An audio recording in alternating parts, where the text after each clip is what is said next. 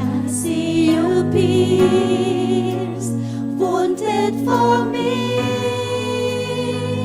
When I look to the cross, I see. Aming Diyos, buong buhay kami nagpapasalamat sa iyo sa ginawa mo sa krus ng Kalbaryo. Dahil dito kami ay malaya, malayang magpuri, malayang umibig sa iyo, malayang mabuhay, Panginoon, na Lord, nararanasan namin ang kabutihan mo sa amin sa araw-araw. Maraming salamat sa iyo, aming Diyos, sa pagbibigay mo sa iyong bugtong na anak sa amin. Dahil sa Kanya, Panginoong Diyos, pagtanggap namin kay Jesus, dumating ang banal na Espiritu sa aming buhay, na siya naming kasama, gabay, tagapagturo. At Lord, nagbibigay sa amin ng kapahayagan patungkol sa iyo. Sa hapong ito, pinaniniwalaan namin narito ang iyong banal na Espiritu kasama namin, sapagkat alam namin ang aming puso ay punong-puno, aming Diyos. Maraming salamat sa iyo sapagkat sinabi mo sa iyong salita, kung isa o dalawa kung dalawa o tatlo ay nagkakatipon, Panginoon, sa iyong, dahil sa iyo, Panginoon, narito ka sa aming kalagitnaan. At alam namin, narito ka. At handa kang, Panginoong Diyos, tugunin ang mga panalangin ng iyong mga anak at ganapin ang kalooban mo sa aming buhay. Maraming salamat, samahan mo nga kami, Banal na Espiritu, sa nalalabing oras ng aming pagsamba, kahit sa aming pag-aaral ng iyong salita. Binabuksan namin ang aming puso, hinahayaan ka namin, nagabayan mo kami, turuan mo kami kung gaano kahalaga ang biyaya mo sa aming buhay. Salamat sa iyo at pagpalain mo ang lahat ng anak mo na naririto, Panginoon. Bago pa lamang kami lumabas, tinanggap na naming katugunan ng aming panalangin sa hapong ito. Pinupuri ka namin, aming Diyos, sinasamba at pinapasalamatan. Sa pangalan ni Jesus, ito ang aming panalangin at lahat ay magsabi ng Amen! Palakpakan natin ang ating Panginoon! Hallelujah! Hallelujah! Bakit malungkot kayo? Amen! Rejoice in everything! Rejoice! Again, I say, rejoice! Okay. Ang kagalakan po natin ay hindi dahil nagmumula sa mga nagaganap sa ating paligid, kundi dahil meron tayong Kristo sa puso. Amen! Praise the Lord. Are you ready for the word? Meron po ba tayong mga panauhin ngayon? Bisita? Glory to God. Welcome, sister. Welcome to the Rhema Word of God Church. Amen. Mukhang natulog yata ang ating mga kapatid. O nandito sila lahat kaninang umaga. Nandito sila kaninang umaga lahat, punong-puno tayo. Amen. So, welcome po kayo sa Rhema Word of God Church. At kung kayo ay nakahanda na, tayo po ay mag-aaral ng salita ng Diyos. Amen. Excited ba kayo? Na tumanggap ngayon? At kung sakali na tumanggap kayo, willing ba ninyong isagawa ang salita ng Diyos? Glory to God. Sige po, tayo po ay magpapatuloy sa pag-aaral natin ng dakilang biyaya, Great Grace. Akala ko, pagkatapos ng anniversary natin, wala na tayong i-discuss. Kaya lang po, ako mismo ay sobra pong nabibless sa aking mga binibigay sa inyo na aral patungkol sa serye na ito. Last week, bago tayo mag-anniversary, sabi ng Panginoong Diyos sa akin, ngayong taon na ito ipaparanas ko sa mga nagtitiwala sa akin ang aking dakilang biyaya. At ang isang aspeto ng dakilang biyaya ko na nais kong maranasan nila ay ang supernatural acceleration.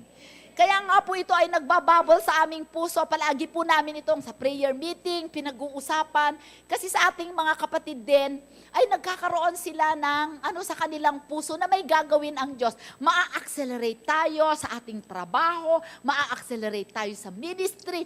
Alam nyo, ang acceleration, yung Mabilis na magkaroon ng kaganapan ang lahat ng inaasahan natin sa ating buhay. Kung ikaw ay nag-expect ng promotion, dati napopromote ka every 2 years o kaya every 5 years, ngayon mapopromote ka every 6 months. Hallelujah! Alam niyo po, naranasan ko yun nung nasa San Miguel ako. 2 promotion ako sa 1 taon. Amen. Kasi nagulat ako nung nire-review ko ang aking nung aking salary adjustments. Kasi meron akong plant manager na ako ang HR manager na ang tagal na sa San Miguel. Kumbaga ay ang kanyang tenure that time ay 36 years na. Ako ay mga nasa 70, mga siguro 15 years. Magkadikit ang sweldo namin. So tinitignan ko anong nangyari. Meron pala akong 1 taon na 3 beses ako na-increasean. Mandakin mo yun? Supernatural acceleration. Amen? At ang gusto ng Panginoon iparanas sa atin, ay yung kinita mo ng 1 taon, kikitain mo lang ng 1 buwan. Sapagkat ipaparanas niya sa atin ang kanyang dakilang biyaya. So, nakaset ako na yun ang ipipreach ko. Until ng Thursday, binago ni Lord ang aking preaching. Amen. Alam po ninyo, di ba pinag-aaralan natin, pagka tayo ay, halimbawa ang biyayang meron tayo ngayon, biyaya ng Diyos na meron tayo sa ating buhay. Nananampalataya ako na pagkatapos ng serye ng ating pag-aaral, mas madaming biyaya na nag-ooperate sa ating buhay. Amen. So kung last year, dahil sa biyaya ng Diyos, ako ay kumita ng 100,000. Dahil sa natutuhan ko sa biyaya ng Diyos at kung paano mag-increase ang biyaya ng Diyos sa aking buhay, dapat ngayon na ito at least 200,000 ang kikitain ko. Kung madoble ang grace ni Lord sa buhay ko. Amen? Gusto ba ninyo yon? Praise the Lord. Yun dapat ang desire natin. Kasi we are created for exploits. Amen. Amen. So sabi natin, merong 4 na paraan para tayo ay tumanggap ng biyaya. We do not earn favor, but we can learn to follow the favor of God. Amen. At ang pamamaraan na yan ay if we walk in love, amen, if we walk by faith, if we live or walk in humility, and if we glorify God and thank Him, no matter what, amen, in our life, every day, every moment. Amen. So, napakahalaga po yon, kapatid, na hindi lamang yon ay kaalaman o mental assent o isang bagay, kundi dapat yon ay sinasandalan natin at pinapanampalatayanan at isinasabuhay. Amen? Pwedeng marami tayong natututunan dito, ngunit kung hindi naman natin yun isinasabuhay, hindi po magkakaroon ng breakthrough, hindi mababago ang ating buhay. I mean, naging relihiyon lang ang ating pananampalataya.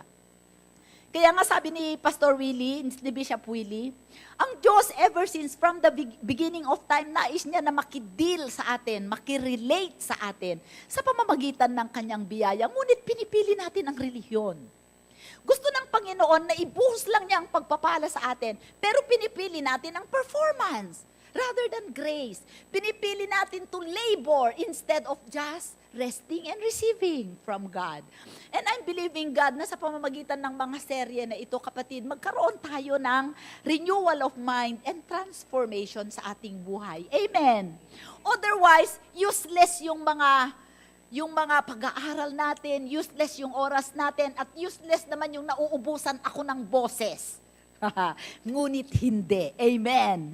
Sapagkat alam ko ang banal na Espiritu ay kumikilos sa atin dahil ako mismo nararanasan ko sa buhay ko. Even before I will preach supernatural acceleration, marami na akong experiences sa supernatural acceleration na ipinaparanas ang Panginoon sa akin para magkaroon ako ng concrete example. Amen. Okay. So, isang aspeto na naalala ko, di ba sabi natin, tinitignan natin ang mga halimbawa ng mga lingkod ng Panginoon sa Biblia. Tinignan natin kung bakit napakadaming pabor. why people in the Bible walk in tremendous grace. Labi natin, si Noah found favor in the eyes of God. Kaya nang lipulin ng Diyos ang mundo, si Noah lamang ang kanyang iniligtas. Because he found favor with God. Why? Because of his faith. Hoy, nakikinig pa kayo? Nung inutusan ng Panginoon si Noah na gumawa ng bangka na hindi pa, dahil magkakaroon ng baha, wala namang idea ang mga tao kung ano ang ulan at baha. And yet, dahil sa kanyang pananampalataya sa Diyos, gumawa siya ng barko doon sa tuktok ng bundok at pinagtatawanan si Noah. Amen. Because of his faith, he found favor with God. Nakita natin ang humility ni Esther at ni Daniel. Kung paano dahil sa kababaang loob nila, sila ay nagkaroon ng pabor sa Diyos. Amen? Tapos nakita natin yung humility is you don't have a sense of entitlement. Or as if God owes something to you. Dapat Lord, bigyan mo ako ng reward kasi nag-attend ako ng church ngayon. Dapat ako'y nagpapahinga. Excuse me, you will disqualify yourself. Ikakansela ang pabor mo kahit ikaw ay highly favored na. Alam niyo ba na tayong lahat Kristiyano ay highly favored? We are walking on fields of grace. Ngunit hindi natin yun nararanasan kung tayo ay mayabang. Amen? As if you deserve it. Okay. Tapos nakita din natin ang faithfulness at hard work ni Ruth at saka ni Joseph. Sa kanila, maging alipin sila, maging ipreso sila, o anuman sila na natili silang tapat sa Diyos. Amen? Nakita natin ang katapatan ni Joseph, nakita natin ang kababaang loob at katapatan ni Ruth sa kanyang mother-in-law. Amen? So, sabi ko sa Panginoon, marami tayong ehemplo ng faith and faithfulness and humility and honoring God. Nakita natin si Daniel, kung paano niya in-honor si Lord. Nakita natin si Joseph, kung paano niya pinarangalan ang Panginoon sa pamamagitan ng daily ay pagre-reject niya sa pangsisidyos sa kanya ni Atipar, hindi ba?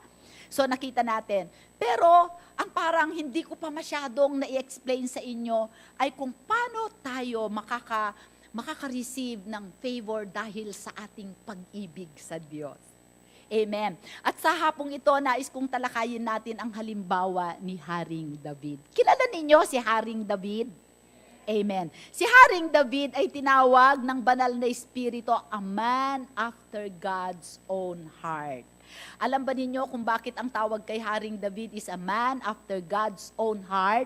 Alam natin na si Haring David ay hindi siya perfect. Nagkasala siya kay Bathsheba, tama? Ninumber niya ang Israelita at nagpadala ng Diyos ng plague sa Israel dahil sa pagkakamali ni David. Hindi po siya perfecto. Katulad din natin si Haring David. Ang kaibahan lang ni Haring David, ang kanyang puso is after the heart of God. Amen! Mahal na mahal niya ang Panginoong Diyos. Nakikita natin siya ang sumulat ng karamihan ng salmo, the Psalms, di ba? Halos si David lahat ang nag-compose noon. At ang kanyang way ng pag-express sa pag-ibig niya sa Panginoon ay sa kanyang pamamagitan ng kanyang pagsamba at pagpupuri. At dahil sa pag-ibig na yon, God gave him the grace to compose songs. Di ba? Siya yung psalmist. Tapos siya yung noon si Haring Saul, nung siya ay naglilingkod kay Haring Saul, actually makikita natin sa halimbawa ni David, ang humility, ang faithfulness, ang faith at ang honoring God, makikita natin sa kanyang buhay. Kaya sobra siyang pinagpala ng ating Panginoon. Ngayon, nung si David po ay naninilbihan siya bilang citizen ng kaharian, di ba? Nakita natin ang kanyang pag-ibig sa Panginoon. Maraming akong instance, for example, halimbawa po, ang isa sa mga ginawa ni Haring David, noong po siya ay naglilingkod kay Saul, hindi ba? Alam po ba ninyo na si David, noong siya po ay shepherd, hindi po ba? At sa kanyang pag-shepherd, ay naiiwan siya mag-isa sa ilang at doon siya nagpupuri sa Panginoon. At isang araw, siya ay, syempre pagka ikaw ay shepherd boy, nasa subject ka sa ang daming mga risk at saka dangers sa wilderness. Lalo na po pag pumunta kayo sa Jerusalem, mga 10 minutes na drive from the city of Jerusalem, wilderness na, di ba? Disyerto na. So ang dami doong kobra, ang dami doong mga kapahamakan na naghihintay sa'yo. At alam natin, sabi sa Bible na si David, ipinagtatanggol niya yung kanyang mga sheep at pinatay niya yung leon at saka yung mga oso, hindi ba, na sumasalakay sa kanyang mga alaga. At nakita natin na sa paglilingkod niya kay Saul bilang citizen ng Jerusalem, sila ay dinidespise, pininahamak ng mga Philistines, di ba? Dahil sa kanilang champion na si Goliath, isang araw ay itong si Goliath ay hinamak niya at challenge niya ang bayan ng Israel na magpadala ng isang tao na gagapi sa kanya, hindi po ba? Alam niyo 'yon? So itong si David at ang kanyang mga kapatid, yung kapatid niya si Eliab ay member ng military ng Jerusalem. At isang araw inutusan siya ng kanyang tatay na magdala ng pagkain sa kanyang mga kapatid. At nakita niya habang nag-oobserba siya doon in the battlefield, nakita niya na hinahamak ni Goliath ang Diyos. Ang Diyos niya. Amen? So, hindi nakapagpigil si David. Sino ba itong uncircumcised na Philistine na to na hinahamak niya at binablaspheme niya ang pangalan ng ating Diyos? Amen? And he was only 17 years old. Sabi niya, ako ang haharap sa kanya. Amen? So, inilagay niya ang kanyang sarili sa harapan, amen, para labanan si Goliath. Sabi niya, ano ang sabi ni David doon? Tignan po natin sa 1 Samuel, 2 Samuel, okay. 1 Samuel 17:36-37. Makikita po natin dito. Nagbibigay po ako sa inyo ng halimbawa para establish natin ang puso ni David sa Panginoon. Amen? Okay, sabi niya, your servant has killed, nagpresenta siya kay Saul na sa dami-dami ng army ni Saul, kasama na ang kapatid niya na si Eliab na matikas, matanggad at malaki, nagpresenta siya na ang papatay na siya ang lalaban kay Goliath. Natutulog ba kayo? At nung siya ay nagpresenta siya kay Saul, ang hari, sabi niya, your servant has killed both lion and bear, and this uncircumcised Philistine will be like one of them. What is that? Faith. Amen. Ano ibig sabihin ng uncircumcised? Uncovenanted. Walang covenant itong Philistines na to sa Diyos. Amen? Sabi niya, seeing he has defiled the armies of the living God. Moreover, David said, the Lord who delivered me from the paw of the lion and from the paw of the bear, he will deliver me from the hand of these Philistines. Ano yun? Faith. Amen? At ano ang nangyari? Ano ang nangyari? Nakipaglaban si David, dinabitan siya ng armor ng isang sundalo. Pero sabi ni David, mabigat. Kaya ang kailangan ko lamang ay ang aking palsiit. Amen? Ang aking slingshot at 5 bato. Praise the Lord. At hinarap niya si David. Ano nangyari kay Goliath? Isang bato lang ang tumama kay Goliath dito. Sa palagay ninyo, kapangyarihan ng sling ni David ang pumatay kay Goliath. Ha? Kapangyarihan at biyaya ng Diyos. Amen? Bakit? Si David, he is jealous for the honor of God. Amen? Murahin na ninyo ang iba, wag lang ang Diyos ko. Ipagtatanggol niya ang kanyang Diyos. At sino man ang nagbablaspheme sa Panginoon, ay kakalabanin niya. Ganyan ang puso ni David sa ating Diyos. Ikaw ba, kapatid? Ganyan ba ang puso mo sa Diyos? And because of that, David pulled out something from God. That is grace. Amen? Kung mahal natin ang Panginoon, ipagtatanggol natin ang Diyos, ang salita niya, ang gawain niya, ang mga lingkod niya. Amen? Hindi yung siniraan yung church mo. O talagang ganyan sa church. Sumama ka na. Amen. So makikita natin, marami pong mga pagkakataon na na-test ng Panginoon ang puso ni Haring David. At dahil doon, sa napatay niya si Goliath, binigyan siya ni Haring Saul ng reward. Amen. Ano ang ibinigay na reward? ibibigay yung kanyang isang anak upang masampangasawa ni David. Isa lamang yan sa reward niya. Isa pa ay hindi na magbabayad ang tax ang kanilang buong sambahayan. At magkakaroon siya ng iba pang gantimpala galing sa hari. Ngayon, nung ibigay ng hari, nung sinabi ng hari na gagawin niyang si David na manugang, sabi po ni David sa 1 Samuel 18:18, sabi na, si dami ni David kay Saul, sino ako at sino ang aking kamag-anak? O ang aking sambahayan ng aking ama sa Israel upang ako'y maging manugang ng hari. Is that a favor language? Yes. Sabi ni Haring David, sino po ako para ako ay maging manugang ninyo? Amen? Sino ako, Lord? Hindi, kung siguro ibang tao si David, sasabihin niya siguro sa hari, dapat lang, ibigay mo sa akin anak, sa akin ang anak mo para mapangasawa mo kasi ako ang pumatay kay Goliath. Kung hindi dahil sa akin, hanggang ngayon ay minumura pa tayo ng Goliath na yan. Di ba? Hindi niya sinabing, who should be better to be your son-in-law except me? Amen? Kung mayabang siya, pero hindi. Sino ako? Sabi niya sa Bible, God gives more grace to the humble and He resists the proud. So makita mo ang puso ni David mapagpakumbaba. Despite the exploits that he did, nanatiling mapagpakumbaba ang kanyang puso sa Diyos. Amen! So anong klaseng puso ang bibigyan ng Diyos ng maraming biyaya? Ang may pananampalataya, ang nagpaparangal sa Kanya at sa Kanyang pangalan, at may mababang kalooban. Nakukuha ko ba natin yon? Kung hindi tayo mababang ating kalooban, madidisqualify tayo sa biyaya ng Diyos. Amen?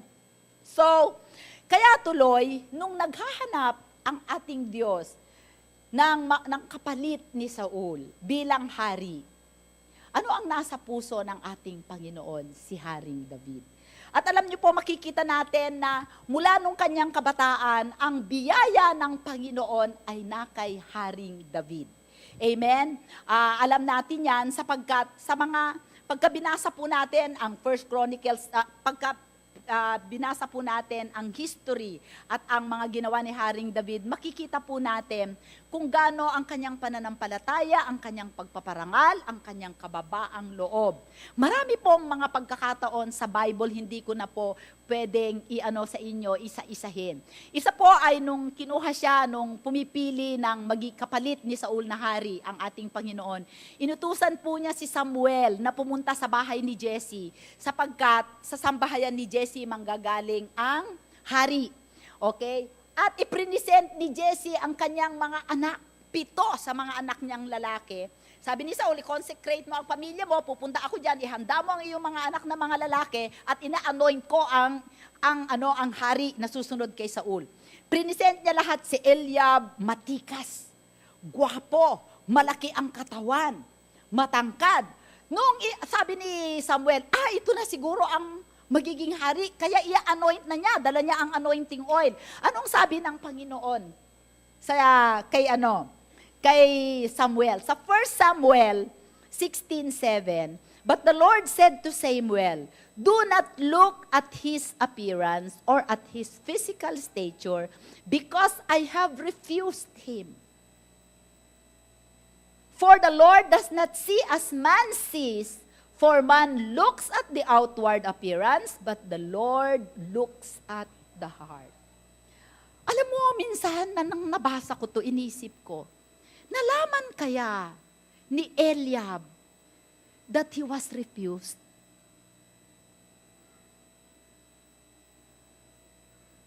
Nalaman kaya niya? Kung sakali, kayo, yung propeta ninyo, ikinonsider kayo sa isang ministry. Ngunit nung kakausapin kayo, kinausap ang propeta ninyo at sinabi, hindi yan. Huwag kang tumingin sa abilidad, sa itsura, because I refused him.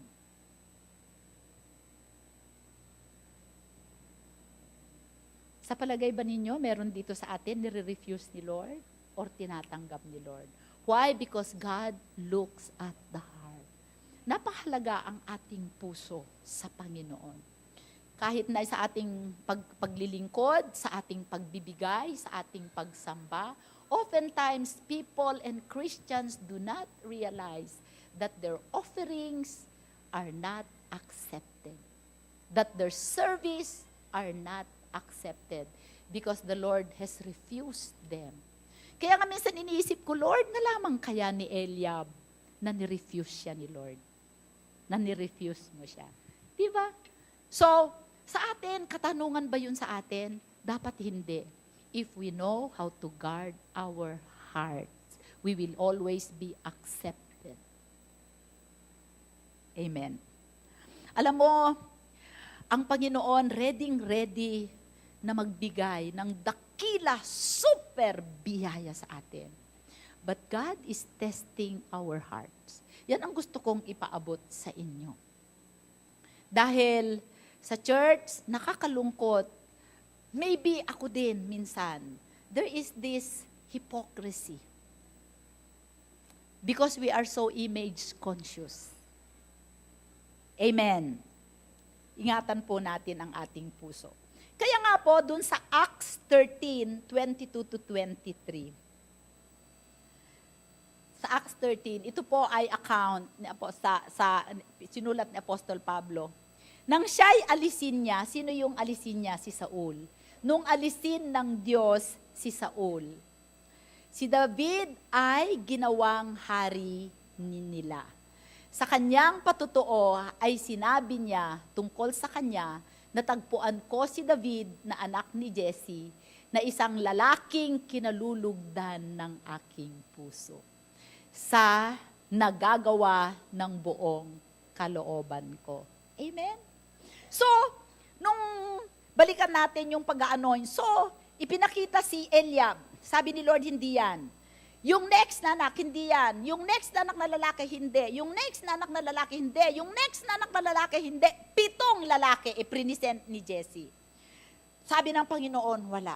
Sabi ni Samuel, wala ka na bang ibang anak na lalaki? Naalala ni Jesse, meron pa pala siyang isang anak na lalaki, si David. Hindi niya nasabihan kasi hindi niya ikinonsider si David. Mismo ang kanyang tatay, hindi siya ikinonsider na maging hari. But God considered David. Sabi ng Panginoon, sabi ni Samuel, tawagin yung anak na yan. At walang uupo hanggat hindi dumadating ang anak na lalaking yan. Alam nyo, saan nila hinanap si David? Nasa pastulan. Natili silang nakatayo kasama si Samuel at saka yung flask ng oil hanggang sa dumating si David. Is that favor?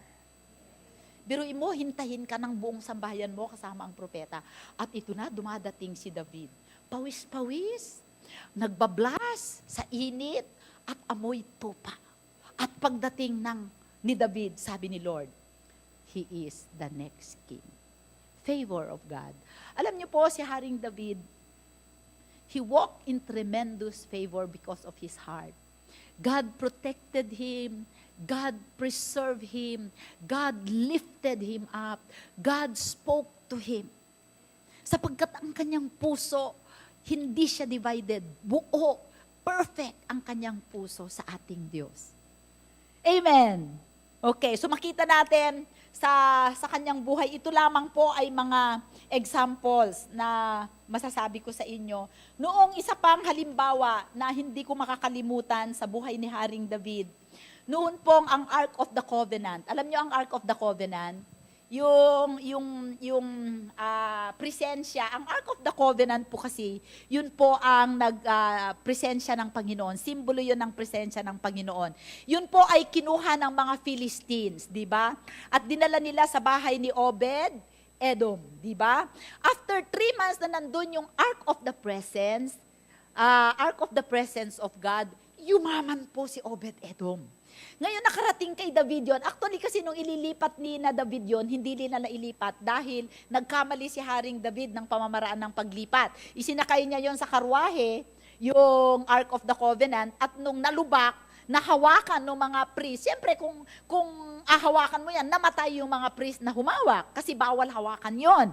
Nandun ang presensya ng Panginoon. So, nanalangin sa Haring David at inireveal sa kanya ng Panginoon, kaya pa may mga yon para lalagyan mo yan ng pole para hahawakan mo sa balikat. And finally, nung mailipat ang Ark of the Covenant, alam po ninyo, ang symbolism nun sa atin ngayon is the presence of the Holy Spirit. Na-imagine ba ninyo ang isang buhay na wala ang banal na Espiritu? Wala kayong revelation, wala kayong guidance, wala kayong word, wala kayong life. Kasi siya ang nag-quicken sa ating mortal body. Wala kayong advocate, wala kayong paraclete, wala kayong comforter. Di ba? Imposibleng mabuhay nang wala ang banal na Espiritu. At yon dahil wala ang banal na Espiritu sa Jerusalem, naghihinagpis ang puso ni David. Kaya nung finally madala ang Ark of the Covenant sa Jerusalem, ano ang ginawa ni Haring David? Nagpuri at nagsayaw-sayaw. He was like a fool, worshiping and dancing before the Lord. Amen? Sa 2 Samuel 6:16-23, makikita natin dito. Sa pagdating ng kaban ng Panginoon sa lungsod ni David, si Michal, na anak ni Saul, yun ang ibinigay ni Saul na anak niya, na asawa ni David. Na anak ni Saul ay dumungaw sa bintana, magbasa kayo para hindi kayo antukin. At nakita ni Haring David na naglulukso at nagsasayaw sa harap ng Panginoon at kanyang hinamak siya sa kanyang puso. So makita natin, hindi may express ni David sapagkat sobra ang pag-ibig niya sa presensya ng Diyos. The presence of God is the grace and the favor of God. Merong revelation si David doon. Kaya nung ibinalik yung Ark of the Covenant that symbolizes the presence, para siyang baliw na nagsasasayaw sa galak. Amen. Hinubad niya ang kanyang royal robe at siya ay kumbaga nakakansursilyo lamang siya. At siya ay nagsasayaw-sayaw at lumulundag-lundag sa kanyang kagalakan. At yung asawa niya na anak ni Saul, nakikita siya doon, dinidispise siya. Amen? So ano ang nangyari doon sa 2 Samuel 6:16, after ng celebration, blines ni David ang buong bayan, nagpadala siya ng mga pagkain sa sobrang galak niya, nag-blow out siya. Di ba pagka nagagalak kayo, nag-treat kayo, di ba? Okay, doon sa 2 Samuel 6:21-23, sinabi ni David kay Michal, sige, basahin ninyo. Iyon ay sa harap ng Panginoon na siyang pumili sa akin na higit sa iyong ama at higit sa buong sambahayan niya upang hirangin ako bilang pinuno ng Israel, ang bayan ng Panginoon, kaya't ako'y magsasaya sa harap ng Panginoon. Next verse. Gagawin ko ang aking sarili na higit pang hamak kaysa rito, at ako'y magpapakababa sa iyong paningin. Ngunit sa mga babaeng lingkod na iyong binanggit, sa pamamagitan nila, ako ay pararangalan. Amen? Si Michal na anak ni Saul ay hindi nagkaanak hanggang sa araw ng kanyang kamatayan. Because of what she did, she was cursed. Amen. Na-curse siya. Alam niyo, sabi ni Haring David, I will be more undignified in your sight. Just because of his love for the presence of God. Amen! Kayo ba, pagka inutusan kayo ng Panginoon na magsasasayaw, maglululundag? Alam niyo, naranasan ko po yun nang nasa San Miguel ako. Na gitara lang naman ang ginagamit namin sa pagpupuri. Pero dumating ang presensya ng Holy Spirit na, ewan ko kung anong nangyari sa paa ko, na yung sayaw ko, yung ganyan lang, ang bilis, hindi ko mapigil. Amen? That is the Holy Spirit prompting me to dance. Ang nakakatawa ang dance ko, but I knew I did it for the Lord. Amen.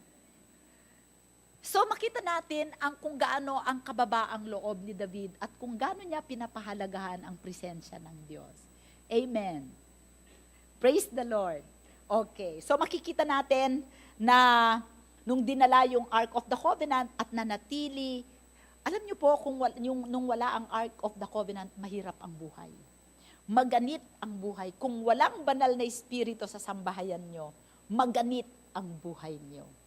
Pagka ang nagsusupervise sa bahay ninyo ay division, sama ng loob, bitterness, hinanakit, pagkakagulo, negatibong salita, maniwala kayo sa akin, ang nagsusupervise sa bahay ninyo ay anghel ni Lucifer. Mag-start kayong mawawalan kayo ng mahahalagang dokumento, mawawalan kayo ng mana, mawawalan kayo ng trabaho, mawawalan kayo ng peace. But when the Spirit of God will prevail, will reside in your house, I tell you, you will attract blessings. Because the grace of God is there. Ang presensya ng Diyos ay biyaya ng Diyos. And David knows how to bring the presence of God. He knows it by the attitude of his heart, by his worship. Kaya sinabi, a man after God's own heart, dahil he was willing all the time to do the work of God. Kung ano ang sinasabi ng Panginoon. At alam niya, kung nagkakasala siya, kaagad-agad siya humihingi ng kapatawaran. Amen? Parang wala akong kausap. Praise the Lord. At ito ang titignan natin na isang pinakamagandang ginawa ni Haring David. Tingnan po natin sa Acts 7:44, Acts 7:44 verse to 45. Sige, doon tayo sa una. Nasa ating mga ninuno sa ilang ang tabernakulo ng... Gusto ba ninyo Tagalog, English? English? Tagalog, English. Tagalog, nasa ating mga ninuno sa ilang wilderness, ang tabernakulo ng patuto. That is the tabernacle of witness. Ayon sa itinakda ng nagsalita kay Moises, na kanyang gawin, alinsunod sa anyo na kanyang nakita. Dinala rin ito ng ating mga ninuno na kasama ni Josue, si Joshua, nang kanilang sakupin ang mga bansa na pinalayas ang Diyos sa harapan ng ating mga ninuno. Ito ay nanatili roon hanggang sa mga araw ni David. This was referring to the tabernacle. Amen. Na kung saan doon minimit ng Panginoon ang kanyang bayan. At dinala rin ito ni Joshua nung sila ay nagpunta sa Canaan. Tama? Tapos sabi niya, doon muna sa verse 46, until, sabi niya, hanggang sa mga araw ni David, okay, next verse, na nakatagpo ng biyaya sa paningin ng Diyos at huminging makatagpo ng isang tahanang ukol sa Diyos ni Jacob. 47, subalit si Solomon ang nagtayo ng bahay para sa kanya. Naintindihan ba ninyo? So ang tahanan ng Diyos ay palipat-lipat. Hanggang sa panahon ni David na nakatagpo ng pabor sa Diyos, na naghangad sa kanyang puso na igawa ng tahanan, ang tabernakulo, ang Ark of the Presence. Amen? Ngunit hindi siya pinayagan ng Panginoon na magtayo nito, kundi si Solomon ang kanyang pinagpatayo. Amen? Bakit natin ito tinitingnan? Makikita natin kung anong klaseng puso meron talaga si Haring David. At tingnan natin kung ang ating sarili, sa halimbawa ni David, kung gusto natin na lumakad sa dakilang biyaya na naranasan ni David sa kanyang buhay. Amen. Okay, so pumunta po tayo sa 1 Chronicles 17:1-14. Amen. Nang si David, basahin natin ng sabay-sabay. Nang si David ay nanirahan sa kanyang bahay, sinabi ni David kay propeta Nathan, tingnan mo, ako'y nakatira sa isang bahay na sedro, ngunit ang kaban ng tipan ng Panginoon ay nasa loob ng isang tolda. Stop. Nung panahon na natapos ang mga digmaan, nagkaroon ng rest, nagkaroon sila ng peace sa Israel. At itong si Haring David ay nagkaroon ng bahay made of cedars. Okay? At maganda ang buhay niya. Ngunit isang araw, sabi niya, nakatira ako sa bahay na komportable. Maganda. Ngunit ang Ark of the Presence, ang presensya ng Panginoon, nakatira lang sa tolda. Amen? sabi ni David, hindi tama. Ang bahay ko, ang ganda, ang bahay ng Diyos, tolda. Amen. So, sabi ni Nathan, at sinabi ni Nathan kay David, si Nathan is the prophet. Sabi ni Nathan kay David, verse 2, gawin mo ang lahat ng nasa iyong puso sapagkat ang Diyos ay kasama mo. Amen? So, kung may desire ka na ipagpagawa ng bahay ang Diyos, sige, gawin mo ang nasa iyong puso sapagkat kasama mo ang Diyos. Sabi ni Nathan. Verse 3, ngunit ng gabi ring iyon, ang salita ng Diyos ay dumating kay Nathan. Isipin ninyo na hindi si David ang kausap ng Diyos, ha? Ang kausap niya ay ang propeta. Okay. Humayo ka at sabihin mo kay David na aking lingkod, ganito ang sabi ng Panginoon, hindi mo ako ipagtatayo ng bahay na namatitirahan, sapagkat hindi pa ako nanirahan sa isang bahay mula ng araw na aking iaon ang Israel hanggang sa araw na ito, kundi ako'y nagpapalipat-lipat sa mga tolda at sa mga tirahan. Sa lahat ng mga dako na aking nilakaran na kasama ang buong Israel, ako ba'y nagsalita sa sinuman sa mga hukom ng Israel na siyang aking inutusang maging pastol sa aking bayan? Bakit hindi ninyo ako pinagpatayo ng bahay na sedro? Ngunit ngayon nga'y ganito ang iyong sasabihin sa aking lingkod na si David. Ganito ang sabi ng Panginoon sa mga hukbo. Kinuha kita sa sabsaban mula sa pagsunod sa mga tupa upang ikaw ay maging pinuno ng aking bayang Israel. Ako'y naging kasama mo saan ka man pumunta at aking pinuksa ang lahat ng iyong mga kaaway sa harapan mo. At igagawa kita ng pangalan na gaya ng pangalan ng mga dakilang tao sa lupa. Magtatalaga ako, ang sabi ng Panginoon kay sabihin mo kay David, bibigyan ko siya ng pangalan. Amen? Amen. Dakilang, sabi niya, pangalan na gaya ng pangalan ng mga dakilang tao sa lupa. So sabi ng Panginoon, I will exalt him. Amen. Why? Because of that desire.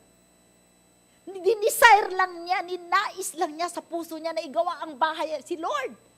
Sabi ng Panginoon, ako, mag-i-exalt ko siya. Magtatalaga ako ng isang lugar para sa aking bayan Israel at itatatag sila upang sila'y makapanirahan sa kanilang sariling lugar at huwag nang magambala pa. Hindi po ba kung wala kayong sariling bahay, palipat-lipat kayo?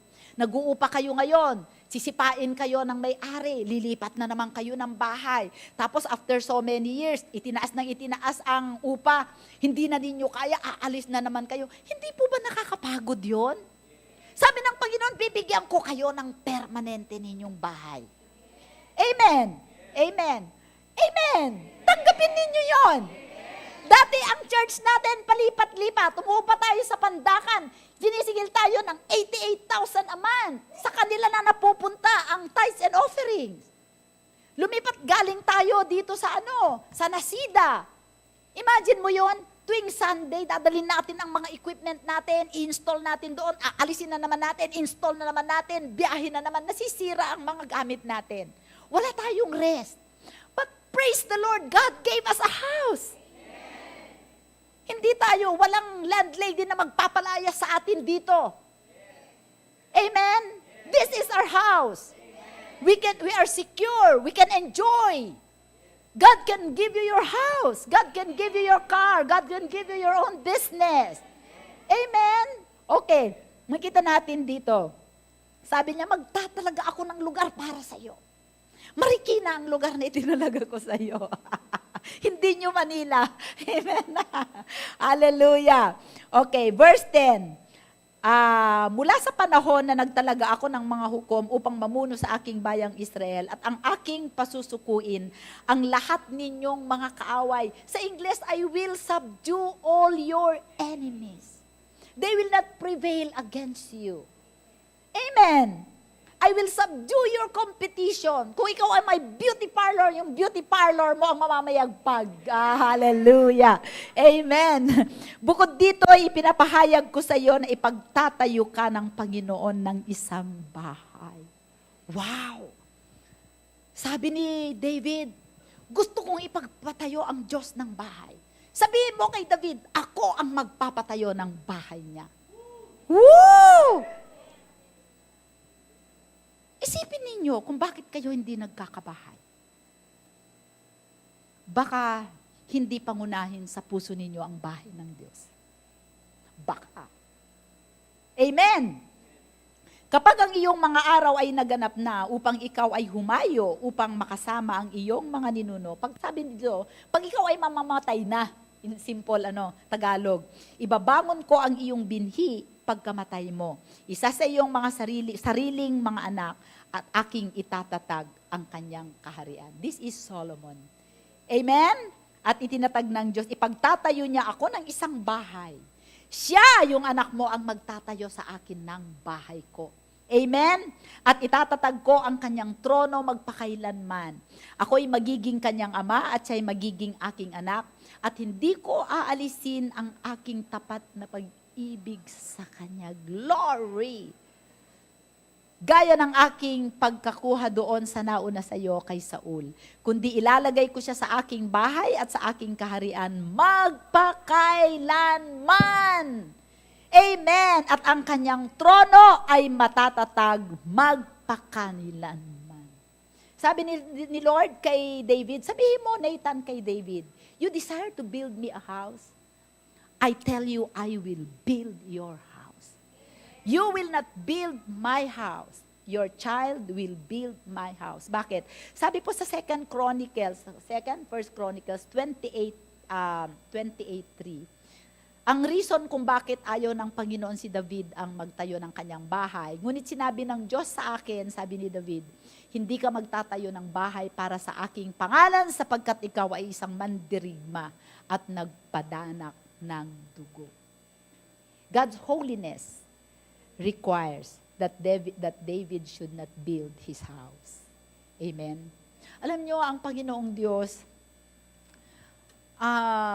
totoo siya sa kanyang salita. Amen?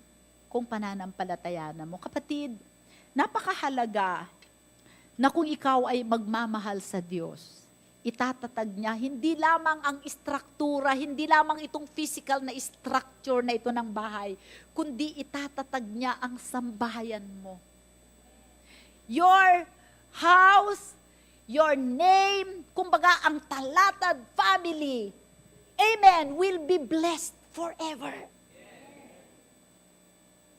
Because we love the Lord. And we desire to build a house for Him. You desire to build my house? I tell you, I will build your house. Not only the physical house, but your house, your name. Kung meron man tayong ipapasa sa ating mga anak, ay hindi yung mga material na bagay, kasi ang mga material na bagay nawawala.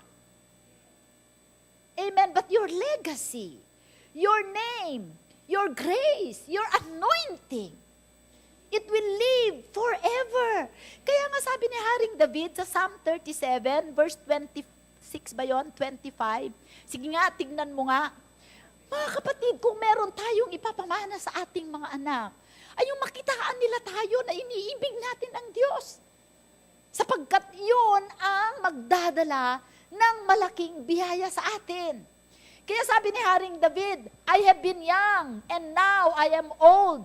Yet I have never seen the righteous forsaken, nor descendants begging bread. He is ever merciful, and lends, and his descendants are blessed. Ang aking mga anak, they will be generous, and they will lend to many, and they will be blessed because of the grace of God upon our lives. Why? It is our heart's desire to build the house of God. Not only the physical house. We have committed to build the physical house, this church, and other churches. But more than that, we desire to build the household of God. That's why we are all in the ministry. That's why we love serving the Lord. That's why our life is nothing without serving Him.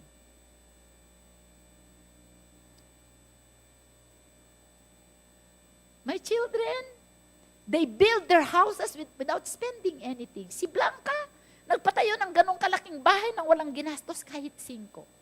Grace, the grace of God. Si Mick, the grace of God. Why? Because of their love for the house of the Lord. They have been serving Him since they were 11, 13 years old. Not because pinipilit namin sila, but because the love of God has sprung out in their hearts. Dahil nakita nila ang pag-ibig namin sa Diyos, pinamarisan nila, mahal din nila ang Panginoon. Amen? Ipagpapalit nila yung mga lakad nila sa mga barkada nila dati, sa mga kaibigan nila na hindi Christian. Finosake, alam nyo, nung mga nag-aaral pa yung mga yan, hindi sila nag-a-attend ng mga ROTC dahil kung mag-a-attend sila ng ROTC, walang tutugtog, walang kakanta. Praise the Lord, nakagraduate sila. Why? Because of the grace of God. Si Chris, tumugtog lang siya, sumali lang siya doon sa banda ng eskwelahan, exempted na siya sa ROTC. The grace of God will find a way for you to be exempted. Si Mick, nung nag-ROTC siya, biglang nagkaroon ng presidential decree na hindi na kailangang mag-ROTC. Glory! Glory to God! Amen! Hallelujah! Mahal ba natin ang tahanan ng Diyos? Okay. So, nakakatuwa dito, hindi man nakakita si David ng visitation ni Lord. Ang kausap lamang niya ay ang prophet. At siya ay pinaniwalaan niya. Amen? At si David, alam po ninyo, ano ang nangyari? Yung binabasa natin ay chapter 17. 1 Chronicles 17. At nanalangin si David. Sabi niya, ganapin mo, Panginoon, ang pangako mo sa aking sambahayan. Sabi niya sa Chronicles, amen? Okay, at pagdating sa 1 Chronicles 18, ano ang ginawa ng Panginoon? Amen, ano ang ginawa ng Panginoon? Ano ba ang pangarap ni David na gawing tahanan ng Diyos na hindi niya pwedeng gawin? Sa 1 Chronicles 22, okay, tignan natin. Sa 1 Chronicles, 22, verse 5 na lang muna tayo. Paanohan ka na. Ano ang pinangarap ni David na tahanan ng Diyos na gagawin niya? Now David said, Solomon, my son, is young and inexperienced. Sabi sa tender. And the house to be built for the Lord must be, sabi mo, must be, exceedingly magnificent, famous and glorious throughout all countries. I will now make preparation for it. So David made abundant preparations before his death. Tingnan mo sa King James Version. Alam mo, nakakaiyak ito. Nung pinag-aaralan ko ito, umiiyak talaga ako kay Lord. Grabe. God has made a way for us. Okay, sabi mo, and David said, Solomon, my son, is young and tender, and the house that is to be builded for the Lord must be exceedingly magnifical. Alam niyo na word na magnificent is gorgeous, pompous, grandiosa, the best, sabi niya, of fame and of glory throughout all the world, the countries. I will therefore now make preparation for it. So David prepared abundantly before his death. Alam nyo, sabi ni David kay sa Panginoon, Lord, hindi ako pwede ang gumawa, pero pwede akong magbigay. Amen. I can give of my substance and my might. Because my son is young. At ano ang nangyari? Kung babasahin natin sa 1 Chronicles 18, after na nag-usap sila ng Panginoon, Lord, establish mo ang pangako mo sa amin that you will build my house. Alam nyo, brothers and sisters, I am so confident about the love of God for me and my love for Him, na anytime na mawala kami ni Brother Ton, I know my children, they are secure kahit ang aking mga kaapu-apuhan. I am sure of that. Tinanggap ko ang promise na yun, Lord. Tingnan natin sa 1 Chronicles 18. After na mag-usap si Lord at saka si David. 1 Chronicles 18 po, verse 1. New King James. Ano, Kat? Nandiyan ka na ba? after sila, okay na mag-usap, after this, it came to pass that David attacked the Philistines, subdued them, and took Gath and its towns from the hand of the Philistines. Diyan lang ay simula. Ipagpatuloy na ninyong basahin yan hanggang sa matapos ang 1 Chronicles 18. Ang nangyari, nilusob lahat ni Haring David ang mga countries around them. At kinamkam niya lahat ang kayamanan ng mga Philistines. Amen? So, ang nangyari, nakipagdigma siya. So, in the west, kanluran sa Philistines, sinubdue niya yan. Sabi ng Panginoon, I will subdue all your enemies. Because of that desire in your heart, I will subdue your enemies. Sabi niya, in the east, sa silangan, sinubdue na ang mga Moabites. In the north, Hilaga, the Arameans and Syrians. Sa south, sa timog, the Edomites. Alam niyo po, sa lahat ng digmaan na puntahan, sa lahat ng ang ginawa ni Haring David, kinamkam niya lahat ang kanilang mga kayamanan, ang kanilang ginto, pilak, mamahaling mga lahat. Amen! Saan niya inilagay? Nag-create siya ng God account. Nag-prepare siya para sa construction ng exceedingly magnificent. In the other translations, it's the palace of God. Amen? Anong tawag niyo doon? Wealth transfer. God transfer the wealth of the wicked to the righteous for the house of God. If you are aspiring for the wealth of the wicked to be transferred to you, make sure that your motive is to build the house of God, not your own house.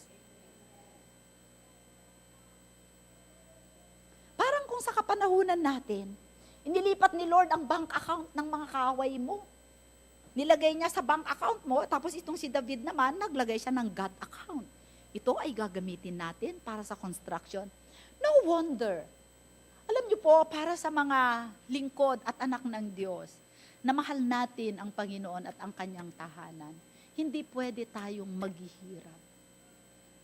God will see to it and God will make a way that He will bring the wealth to our doorsteps. Mamamangha ka.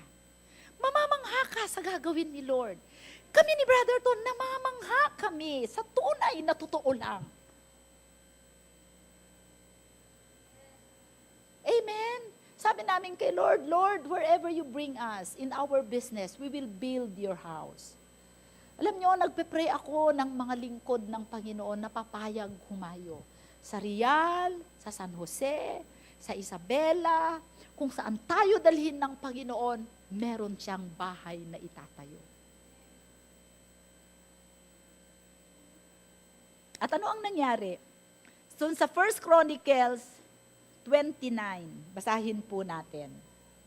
Alam nyo, nagkaroon sila ng peace, nagkaroon sila ng kayamanan, nagkaroon sila ng mga ginto.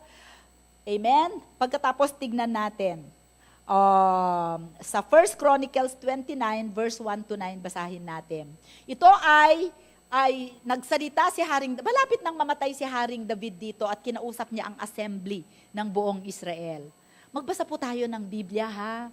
Alam niyo po, pagka magbabasa kayo ng Bible, bibigyan kayo ng Holy Spirit ng mga susi. Lalo na sa mga areas sa buhay natin na nagkakaroon tayo ng struggles. I-accelerate ng Panginoon. Mawawala yung pattern of delay, pattern of failure sa mga buhay natin. Mawawala yon kung ang ating puso ay itutuon natin sa Kanya.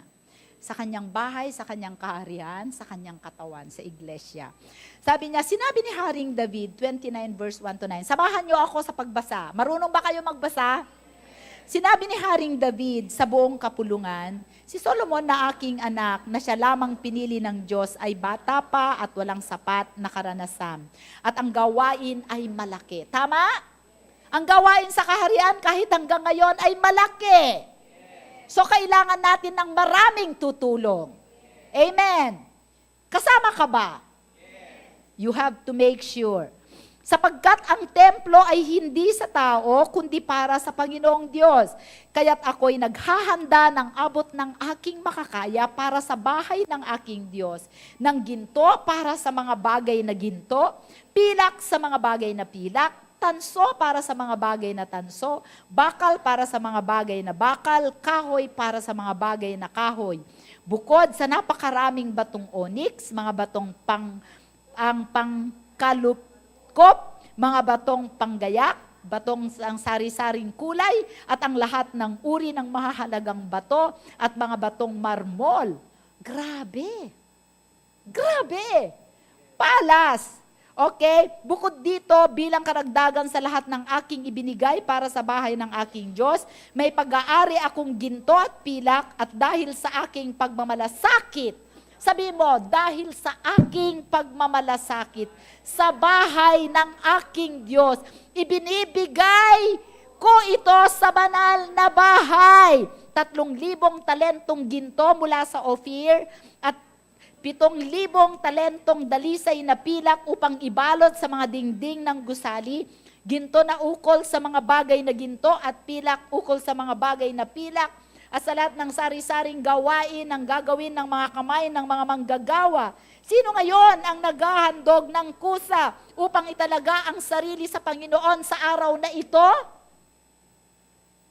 Nang magkagayoy, nagbigay ng mga kusang loob na handog ang mga puno ng mga sambahayan ng mga ninuno. Gayon din ang mga pinuno ng mga lipi ng Israel at ang mga punong kawal ng mga libo-libo at daan-daan, pari ng mga tagapamahala ng gawaing naghari. Nagbigay sila para sa paglilingkod sa bahay ng Diyos ng ginto na 5,000 talento, 10,000 dariko ng ginto at 10,000 talentong pilak at 18,000 talentong tanso at 100,000 talentong bakal. Sino mang may mamamahaling bato ay binigay ng mga ito sa kabanyaman ng Panginoon sa ilalim ng pag-iingat ni Heliel na Gersonita. Pagkatapos ay nagalak ang bayan sapagkat ang mga ito'y kusang loob na naghandog sapagkat sila'y may dalisay na puso. Nakuha susang naghandog sa Panginoon at si Haring David ay labis na nagalak. Amen! Sabi ng mga theologians, ang sariling ibinigay ni Haring David is $1.5 billion. Ang buong congregation, they gave $2.5 billion. All his life, mula nung nagkaroon siya ng desire na gawin ang tahanan ng Diyos, wala nang ginawa si Haring David kundi mag-ipon para sa bahay ng Diyos. Amen. At nakita nyo, ang tanong niya, who among you would like to consecrate yourself to the Lord? May sumagot ba? Tumugon sila sa pamamagitan ng pagpipigay. You want to consecrate your family, your household to God. Give with a willing heart for the work of the house of God. Amen? Hindi sila nagtanong, ano ba ang minimum na pwedeng ibigay? Hindi sila nag-struggle sa pagtatites. Amen? Hindi nila kinailangang sabihan sila na, ganito dapat ibigay mo, ito, at least may ibigay mo to. Wala.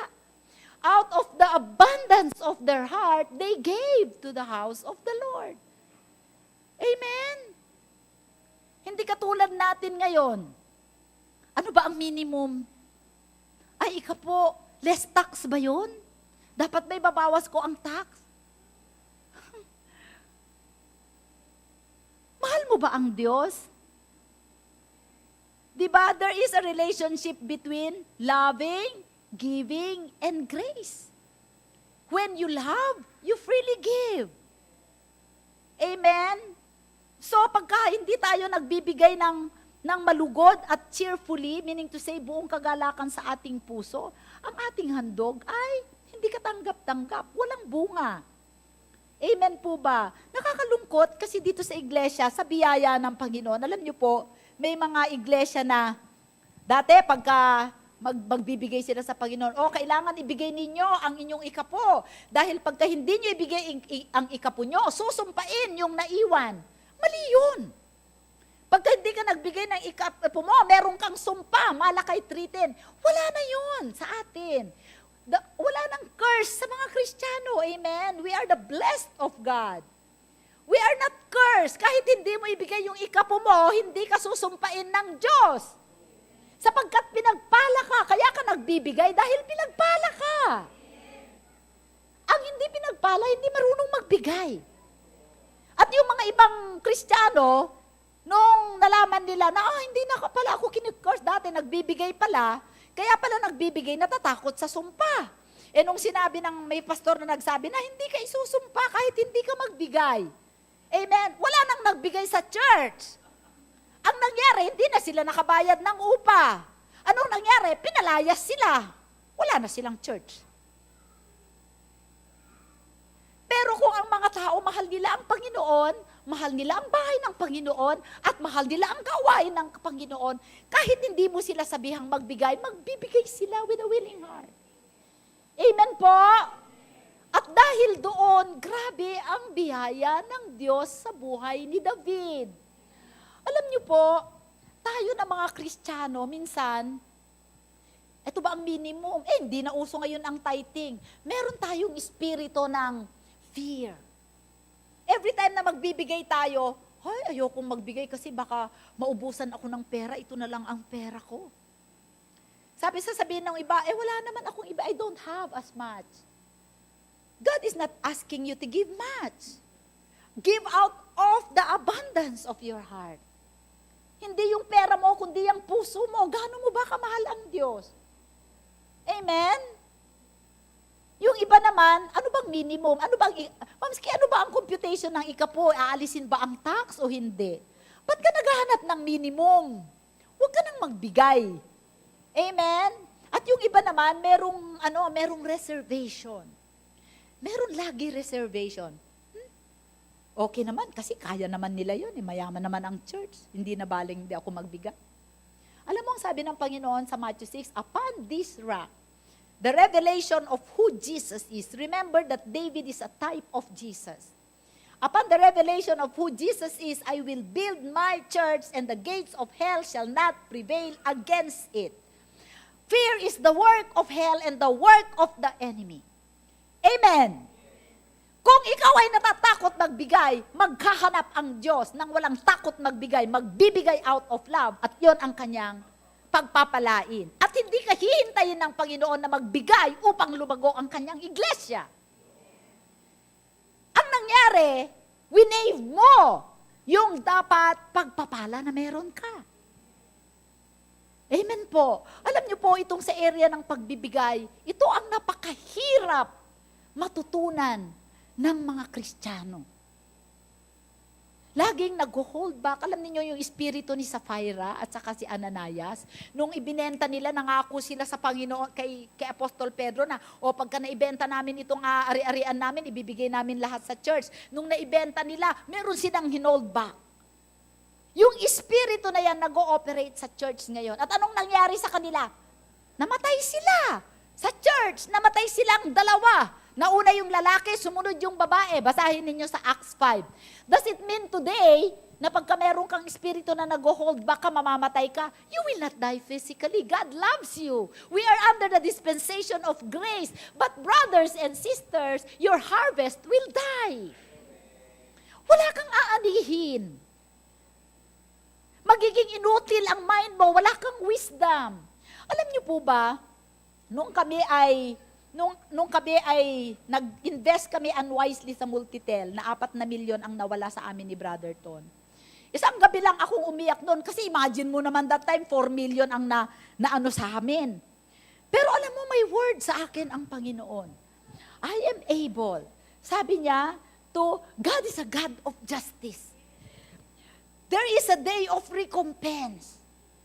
Maningil ka sa dyablo kasi siya ang nagnakaw sa iyo. It is the throne of God is established on justice.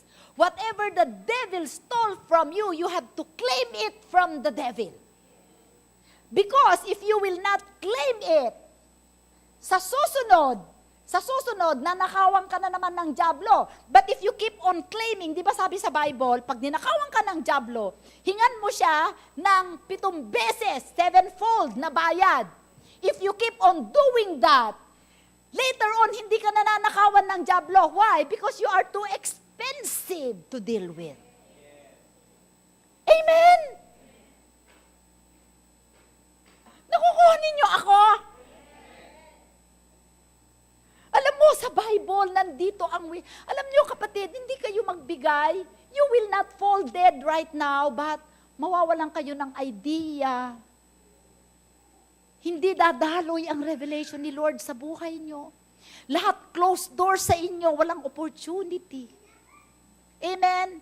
Ang buhay ninyo is stagnated, stuck, delayed ang lahat. Walang acceleration, walang promotion, walang moving up. Because you are dead in your finances. Because you are holding back. May spirit tayo ng reservation. Amen? Takot, intimidation, worry, fear. This is a day of freedom. Amen? Ang susi, mahalin natin ang tahanan ng Diyos. Pagdating sa tahanan ng Panginoon, we are building a palace for God. We may not be able to build a palace materially, but we will build a church that will be talked about by people all over Marikina. Alam mo sa Rema, grabe ang faith ng mga tao. They are all prospering. Glory to God alone. Why? Because the church members love the house of God. Amen. Ako lang yata ang na-excite. Ba't ganyan kayo? Alam niyo kung magkaroon, sabi ko sa Panginoon, Lord, magkaroon naman ng revelation sa puso ng mga anak mo. You don't have to stay poor forever. Amen? Okay, so, malapit na tayong matapos. Ay, 7:00 na ba? Wala pa po. Gusto ba ninyo na sumakay sa yumayaman na iglesia? Hallelujah! Praise the Lord! Hallelujah! Nawala na ako. So makikita natin, si Haring David, nung magbigay siya sa Panginoon, he gave his best. Binigay niya lahat. In fact, pinagplanuhan niya, pinag-ipunan niya, at ibinigay niya lahat sa Panginoon. Everything. His heart was total. It was blameless, it was pure, it was undivided. Ang puso ni David sa Panginoon ay buong-buo. Kaya nga kinakanta na, a heart that's undivided, the one you rule and reign. We will pull something from God if we are like that, ang kanyang biyaya. At alam nyo, ang biyaya ng Panginoon manifold. Huwag nyong iisipin na ang biyaya ng Panginoon, ang buhay natin ay biyaya ng Diyos. Everything about us is grace. Ang anointing ni Lord, ang open doors, ang opportunity, ang wisdom, ang learning, ang revelation, ang magandang pamilya, ang joy sa sambahayan, ang rest on all sides, ang legacy, lahat yan ay biyaya ng Diyos. Amen. Ang kailangan lang ay puso para sa Diyos at sa kanyang tahanan. Amen. Amen.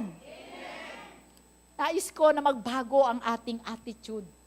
Pagka tayo, alam niyo po, sabi ni Apostol Pablo sa 2 Corinthians naman, 2 Corinthians 12:15, sabi ni Apostol Pablo, and I will very gladly spend and be spent for your souls. Though the more abundantly I love you, the less I am loved.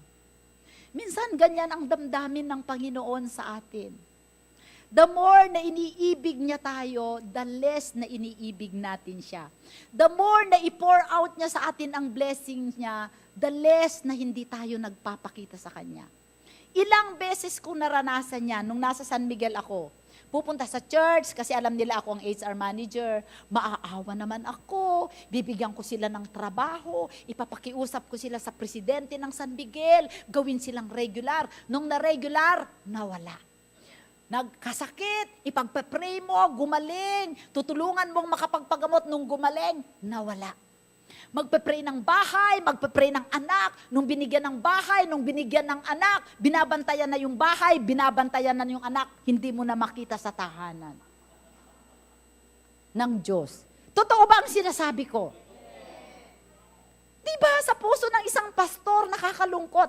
Ganyan ang damdamin ni Apostol Pablo. The more I'm willing to spend and be spent. I have experienced that. In my 21 years of ministry, I spent my money and I was spent.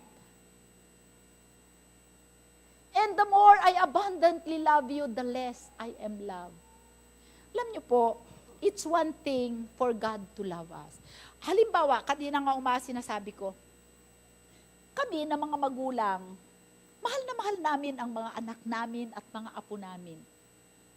Pero, pag sinuklian ng mga anak namin at apo namin ang pagmamahal na yon, there is something special that goes out of us, from us. Ganon din sa Diyos.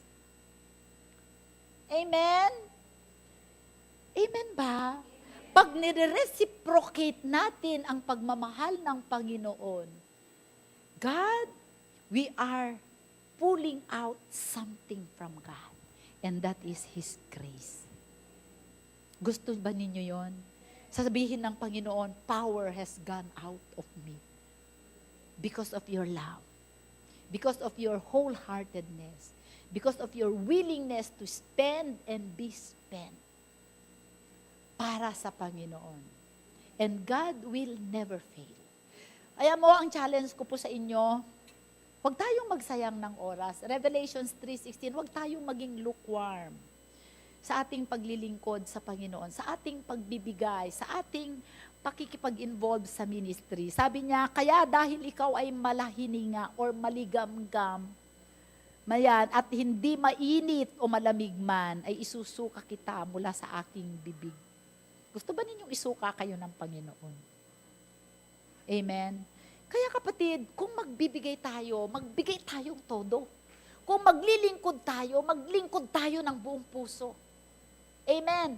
Kung mamahalin natin ang Diyos, mahalin natin siya ng buong puso, buong isip, buong kaluluwa, with all our hearts, with all our mind, with all our soul, with all our strength, and with all our might. Might means financial ability and capability and influence. Gamitin natin ang lahat para sa ating Panginoon. Amen. At kung tayo ay ganyan, kapatid, napakadali ng buhay. Pwede mong sabihin, napakasainam ang buhay. Napakasarap maglingkod sa Diyos. Wala ka nang hahanapin pa. Amen. Be free to serve God. Be free to give. Be free to serve. Walang reservation, walang intimidation, walang fear, walang holding back, walang worry. Amen? Alam nyo, pagka ganun ang ginawa natin, parang iniligay lang natin ang sarili natin sa lap ng ating Diyos na nagmamahal sa atin. Amen po ba? Napakahalaga ang pag-ibig. Amen? So, kung tayo ay, mga brothers and sisters, sabi sa Acts 4:33, itong pinag-aaralan natin, di ba? Nakita natin na ang ating buong puso ay nakatuon sa Panginoon. Sabi niya sa Acts 4:33, ito yung ating text na pinag-aaralan. Amen. At pinatotohanan ng mga apostol na may dakilang kapangyarihan ang pagkabuhay ng Panginoong Hesus at sa mga kanilang lahat ang dakilang biyaya. Next, 34. Walang sino mang naghihirap sa kanila sapagkat ipinagbili ng lahat ng may-ari ang kanilang mga lupa at mga bahay at dinala ang pinagbilhan sa mga ito. At binigay nila ang mga ito sa paanan ng mga apostol at ipinamahagi sa bawat isa ayon sa kailangan ng sino man. Pastora, nanghihingi nga ako ng bahay kay Lord. Paano naman kung ipagbibili ko ang aking bahay, di saan ako titira? Ang context po niyan, noong panahon, nung bago pa lamang ang gawain ng Panginoon, ang mga religious leaders, the Sanhedrin, at saka ang government, the Romans, nagko-connive sila. Pagka nalaman na ikaw ay Kristiyano, iko-confiscate ang lahat ng ari-arian mo. At bago i-confiscate yon, ang ginagawa ng mga mananampalataya ay ibinibenta. Amen! At dinadala ang pera sa harapan sa mga apostol, at ang mga apostol at ang church ang nagpapakain sa mga balo, sa mga bata. Pero hindi naman po ganon ang konteksto natin ngayon. Di ba? Bakit nila nagagawa yon? Dahil sa kanilang pag-ibig sa tahanan ng Diyos. Dahil sa pag-ibig nila sa bawat isa, sa church. Amen. Kaya ang grabe ang biyaya ng Panginoon sa kanila, ngunit nabasa natin, and great grace was upon them all, nor there is anyone that lack. Pag dumating ang dakilang biyaya ng Diyos sa buhay mo, wala kang kailangan. Wala kang pagkukulang sa buhay mo. Amen. Praise the Lord. Natagpuan nila ang susi. Kapatid, sa hapong ito, alam ko marami sa atin, although pinag-uusapan natin the church, ang pinag-uusapan natin dito is the physical structure. Alam niyo po, mahal magpatakbo ng iglesia. Dito lang sa atin, ang kuryente natin ay almost 500,000 a year. Amen. Madaki ang maintenance. Magpa-plan tayo ng mga churches, magba-Bible school. Itong mga ginagamit natin na ito, mamahalin lahat yan because we want the best for the Lord. Amen po. Nagko-construct tayo ng para sa mga bata, may gym, may mga ginagawa tayo. Kapatid, alam ninyo, kung kayo ay tutugon na mahalin ang Diyos at ang kanyang tahanan, hindi kayo magkukulang sa buhay ninyo. Ito ay napakalaking susi po. Ito ay natagpuan naming mag-asawa. Kaya kung meron mang kaming commitment sa Panginoon, kung saan kami dalhin ng Panginoon, magtatayo ng iglesia. Kasi nakita namin ang katapatan ng Diyos. Nakita namin na dinesire ng puso namin, nag-provide ang Panginoon. At He will continue to provide for His house, for His glory. Amen. Ngayon, alam ko na marami sa atin, for a long time, nag-hold back tayo sa pagbibigay, nag-argue tayo, tinitignan natin ang doktrina. Alam po ninyo, kung mahal mo ang Diyos, magbibigay ka. Kung magbibigay ka, darating ang biyaya. Hindi mo mahal ang Diyos, hindi ka magbibigay. Hindi ka magbibigay, wala kang biyaya. Amen? Amen po ba? May natutunan po ba kayo? So sa hapong ito, tayo pong lahat ay tumayo. Ang pagbibigay po ay hindi issue ng may pera ka o wala kang pera. Ang pagbibigay ay issue ng puso. Amen? Okay, praise the Lord. May natutunan po ba kayo? So tayo po ay manalangin. Hallelujah. Thank you, Lord. Hallelujah. Aming Diyos, lumalapit kami sa iyo. Hallelujah. Patawarin mo po kami, O God, sa mga panahon na kami po ay, Lord, nag-withhold. Pag kami ay kinakausap mo sa area ng aming finances, patawarin mo kami sa pakikipag-argue namin, sa mga reservations namin, O God, na tumulong sa gawain mo sa pagpapatayo ng mga tahanan mo, O Diyos. At sa oras na ito, kami ay lumalapit sa iyo. Lord, sa pangalan ni Jesus, muli namin, aming Ama, na ibinibigay sa iyo ang aming puso. Come on, Lord, we give you our hearts, O God. Lord, kunin mo ang aming puso, O God. Nais namin na katulad ni Haring David, ang aming puso, Panginoong Diyos, ay hahabol-habol sa iyong puso. Nais namin, Panginoon, ang aming puso, Panginoong Diyos, ay maging matalimahin sa iyo, aming Ama. At Lord, hinihingi namin sa oras na ito, Panginoon, na Lord, buksan mo ang aming pangunawa, O God. Nais namin ibigay sa iyo ng buo ang aming isip, ang aming kaluluwa, ang aming buong buhay, lahat ng meron kami, ang aming kalakasan, ang aming pag-aari para sa iyo, O Diyos. Dalangin namin na patuloy kami, Panginoon, na turuan mo, Banal na Espiritu, na mabantayan ang aming puso upang hindi namin ma-compromise, aming Diyos, ang aming pagmamahal at pag-ibig sa iyo. Marami pong salamat sa iyo, aming Ama, sa oras na ito, Panginoong Diyos. Dalangin ko ang mga anak mo na naririto, aming Diyos, na tunay nga ang mai-surrender namin, O God, mai-commit namin ang aming buong buhay sa iyo.